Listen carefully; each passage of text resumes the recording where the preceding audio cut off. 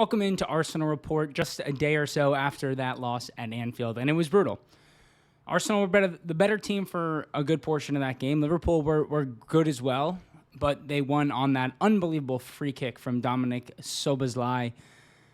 To me, though, the biggest topic of conversation from this match that I think is totally classic media spin and unfair to the way that Arsenal played is that Arsenal showed up not to lose. Now, there's multiple aspects to this that makes zero sense. Number one, we're going to Anfield, which I would say everybody will agree is a top 3 hardest ground to go to in the Premier League. We're going to Anfield to play the former champions, last year's champions, who have spent, ahead of this game before the Isak transfer, had spent over £350 million on their team in that window. On top of that, we were without Bukayo Saka, we were without Martin Odegaard. We were without Kai Havertz. We were without many key players going into that match. So, yes, maybe we showed up not ready to completely dominate last year's champions away from home. Okay. But did Liverpool show up to try and play us off the park? No. Liverpool sat deep as well. Liverpool also played a cagey match. Liverpool wasn't open and just going at it the entire match. They played a very similar match that we did, except their one moment of brilliance beat us. And I've had people say, oh, everyone just says that Liverpool are lucky. I'm not saying Liverpool were lucky. Liverpool also played a great match. They matched us up well and then scored a great free kick. They deserved the win. You could have told me that match would have ended 1-0 either way or 0-0, and anybody would have been absolutely deserving of that result.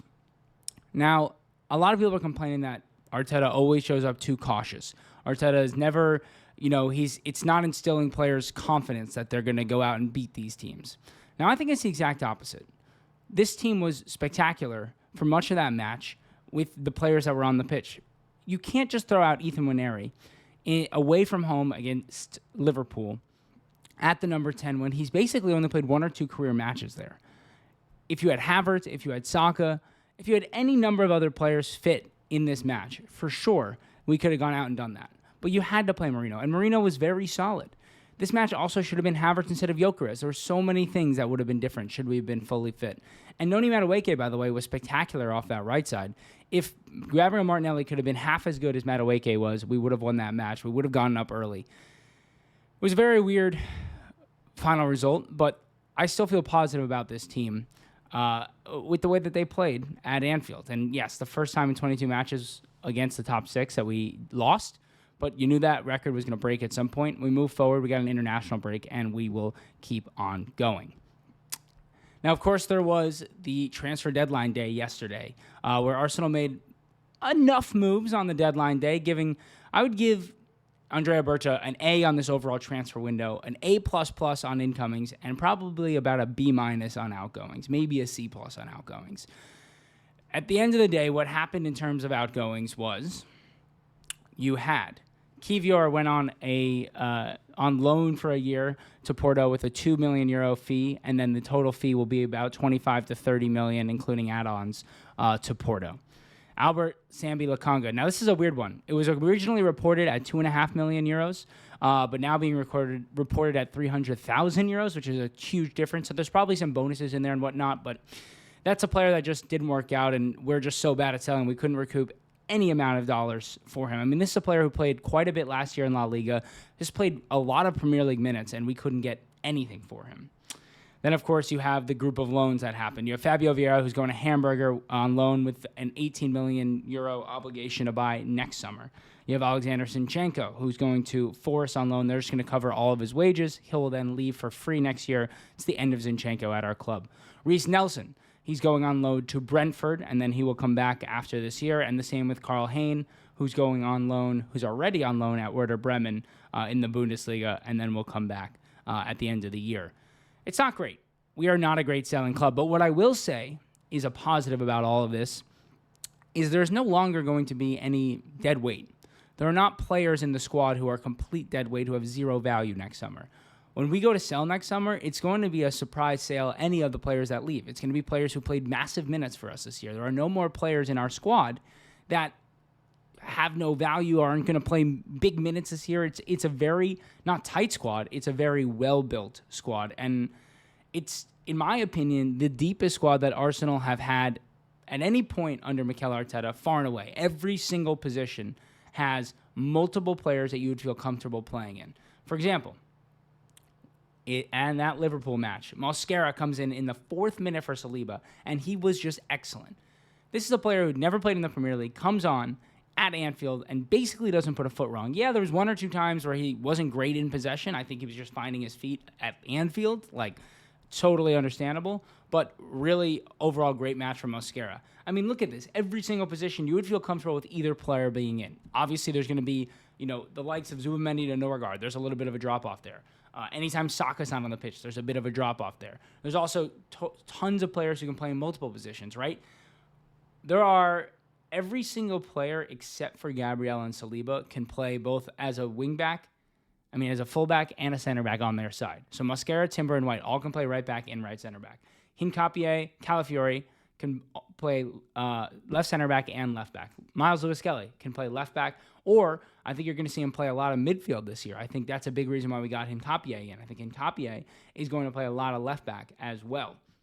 And then into midfield. We've seen Mikel Merino play where Rice is. We saw him play where Odegaard plays in the Anfield match. We've seen him play at striker.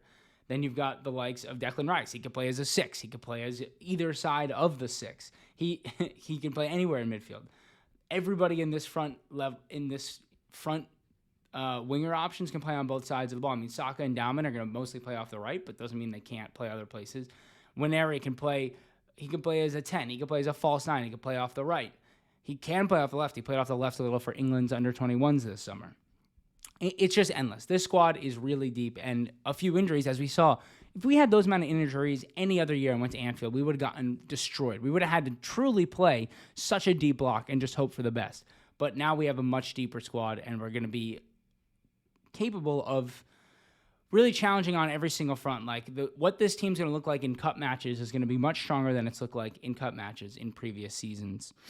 Finally, the academy continues to struggle with this one thing, which is figuring out loans for players who are clearly too good for under-21 football, but clearly not good enough for the first team.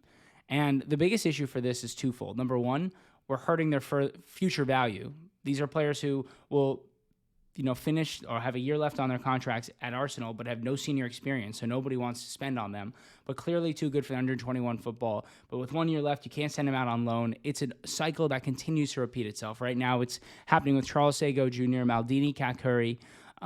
We got Ismail Kabi on loan, the only player, but Kakuri and Charles Sago Jr., these are 2 players who have played senior football, both for Arsenal and on loan, and now are both playing under-21 football this year. It doesn't make any sense whatsoever. Maldini Kakuri was just called up to Albania's national team, senior team. It's the same thing that we see with Karl Hayne, and now he's just playing under-21 football for us. It's a big issue that needs to be addressed, and it's going to start with players with Per Mertesacker changing the way that this is structured.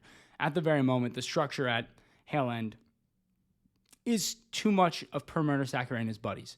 We need somebody in there who's going to come in there the way Berta came in and completely change it from the top down. And I'm hoping that Berta, now that the window has been closed, will get involved and figure this out, because it's a big issue currently with the academy. And we're creating top-level talents, but what we're doing with anybody else who isn't Dalman, Nwaneri, Skelly, Lewis Skelly, it's a big issue. So that's Arsenal Report. Daily videos on everything Arsenal. Transfer window is now closed, so it'll be much more tactics, squad building, the future, what the future of every single week looks like, pre-match, post-match, and everything Arsenal. So stay here every day for Arsenal Report. Hit that subscribe button, and we'll talk to you tomorrow.